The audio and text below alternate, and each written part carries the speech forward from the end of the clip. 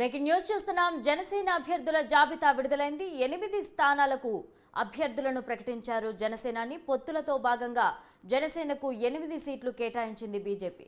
కూకట్పల్లి ముమ్మడిరెడ్డి ప్రేమ్ కుమార్, తాండూరు నేమూరి శంకర్ గౌడ్, కోదాడ మేకల సతీష్ రెడ్డి, నాగర్ కర్నూల్ వంగ లక్ష్మణ్ గౌడ్, ఖమ్మం మిరియాల రామకృష్ణ, కొత్తగూడెం లక్కినేని సురేందర్ రావు, mica Wyra doctor Tejavath Sampath Naik, Aswaraopeta మూయబోయిన Umadevi తదితరులను ప్రకటించారు. అయితే తెలంగాణలోని 8 అసెంబ్లీ నియోజకవర్గాల్లో జనసేన తరపున పోటీ చేసే అభ్యర్థులు పార్టీ అధ్యక్షులు పవన్ కళ్యాణ్ ప్రకటించారు.